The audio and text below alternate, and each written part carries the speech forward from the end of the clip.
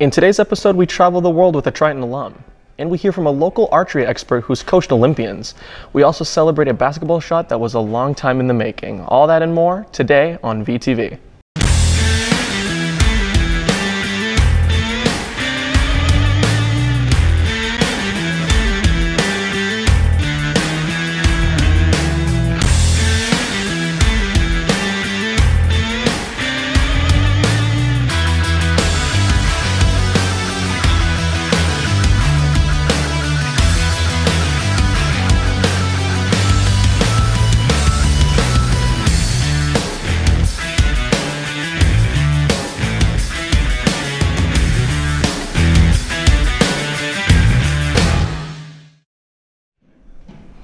Julia Hartman graduated from Triton in 2016. While attending Stonehill College, she had the opportunity to take a semester abroad and travel around Europe.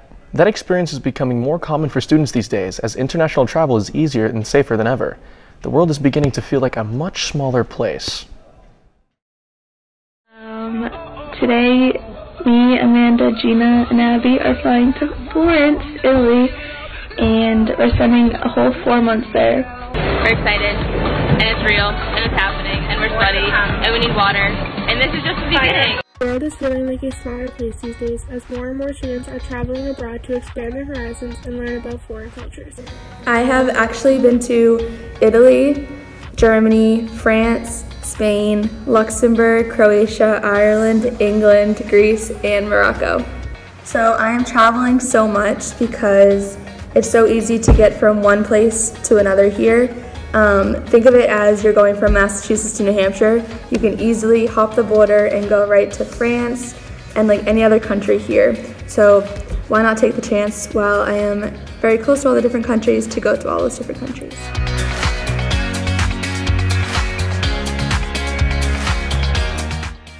Traveling may seem frustrating when it comes to finding cheap flights and places to stay. Some best airlines in Europe and cheap are EasyJet and Ryanair.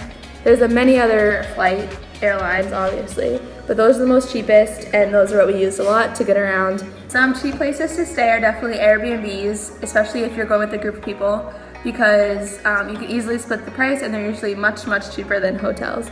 And they are safe and reliable, and you get to message the person beforehand, and they give you a bunch of information about the country and place that you're going to as well. Many people travel to different countries to be enlightened about the world around them and witness the similarities and the differences. I have learned that Italians are very slow-paced and laid back. It's more a relaxed style here, way of living here, and America is usually go, go, go. Understanding like the different sides of the roads that people drive on. They drive on the opposite side of the road, and the driver's side is on the other, it's on the right side.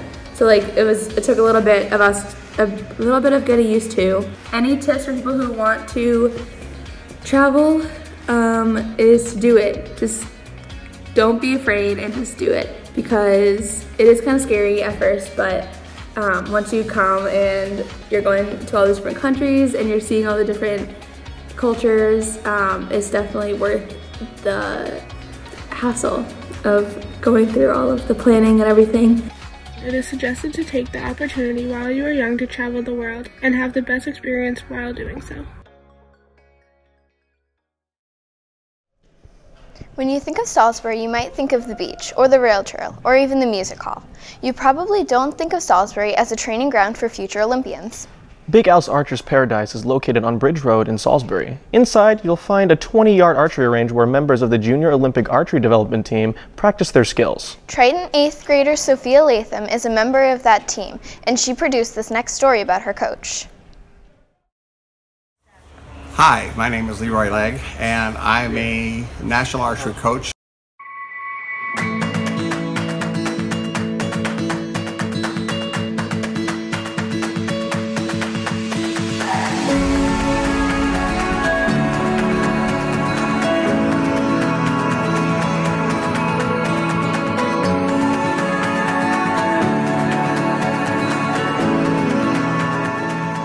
I have been coaching now for almost 45 years.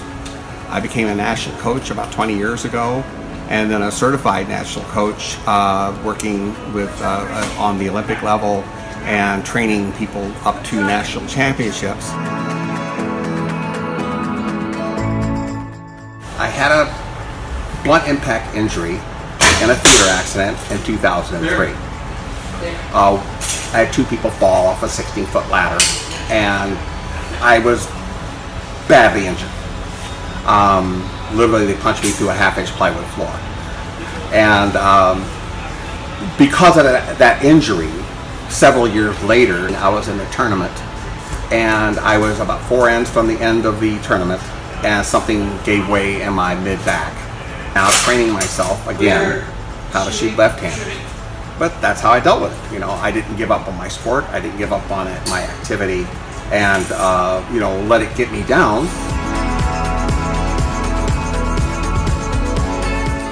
First quality, I would say, is be patient.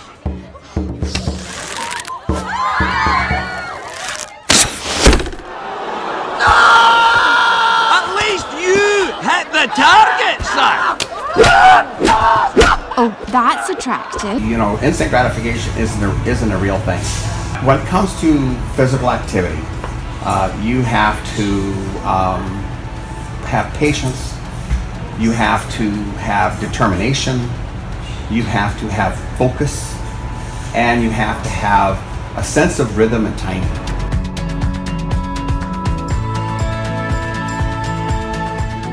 Well, I try to teach several ways of doing the same thing for the same effect and find out what's most comfortable for my student. But what I've learned is there's no one way. There's always another way to make it work. It's very important to have a process in your in everyday things. When you're trying to be excellent at anything, you really need to focus on what makes excellence. You have a process that you have to go through to make it work. And one of the things in archery has taught me is that you have to pay attention to history, your own body, and your own brain. The most important thing is just being confident. Learning that they don't have to be part of a big team to get ahead or win. Not everybody's set up for that. Young people that are shy and kind of introverted and not really confident in themselves come in and start shooting. And the thing that archery does is it actually is one of the most positive feedback activities that a person can do. You will continually improve as you practice the sport. And what it has given me, generally speaking, is a lot more focus, a lot more ability to be a problem solver, and really a situational awareness around me. So that's all I got for now.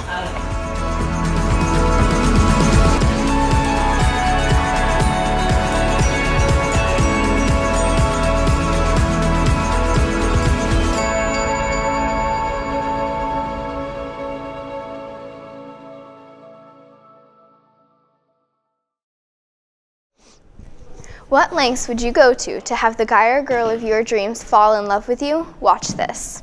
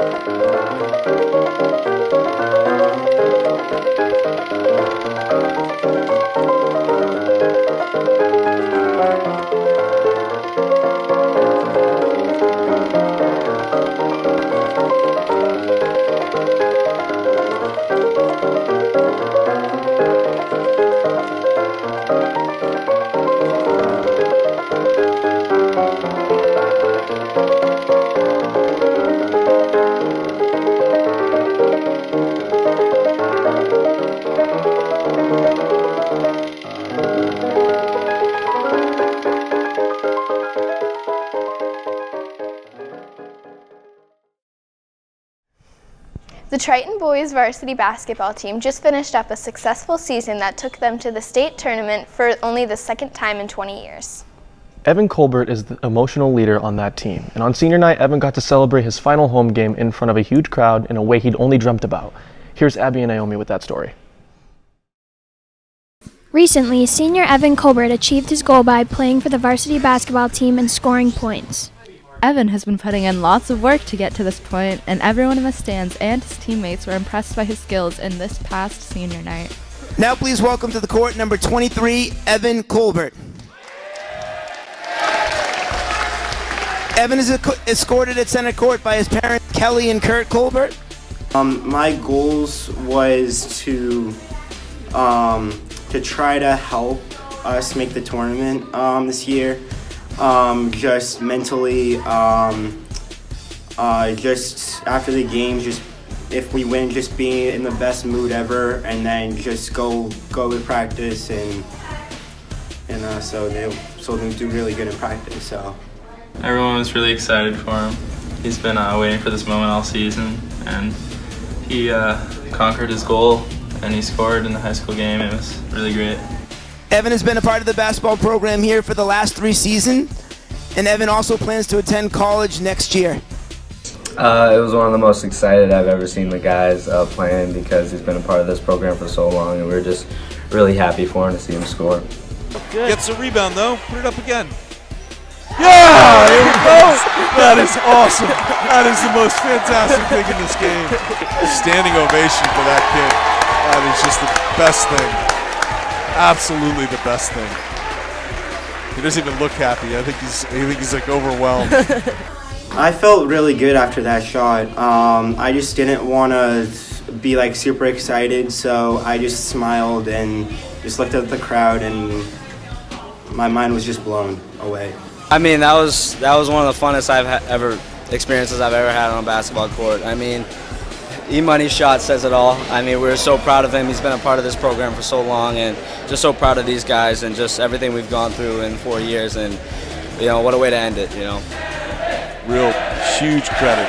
There's the chant for him. That is just awesome.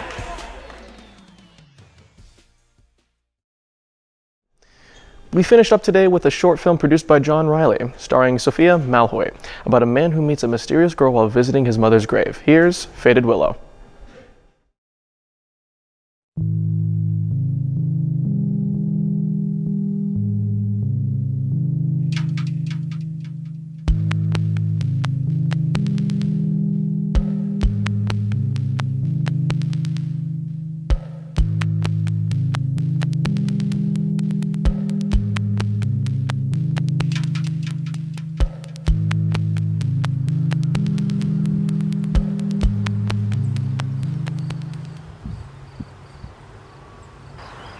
Wow, it's still here, just like I remember it. Hello. Sorry, I didn't know there was anyone else here. Are your parents here too? You probably shouldn't be. They're over there, in the other yard. I just come here to pick these flowers. Oh, they're nice. I think they're called snowbread or sobread or something. I call them friend flowers because they grow on that tombstone over there every year. It says the boy that died was named Fred Spencer. He died when he was a baby. Kind of a strange name. I think it's pretty. You live in the village here? Yeah. When I was younger, I'd meet a girl here.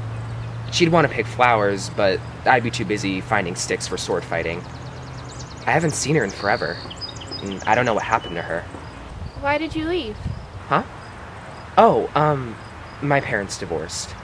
I went to go live with my dad, and, it's only so long before you realize that you can't just go around collecting sticks to go sword fight, and you have to realize that life kind of kicks in. I'm gonna leave you to your flowers.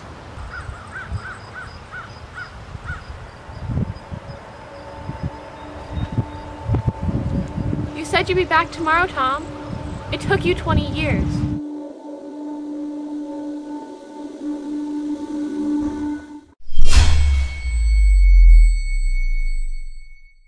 Willow?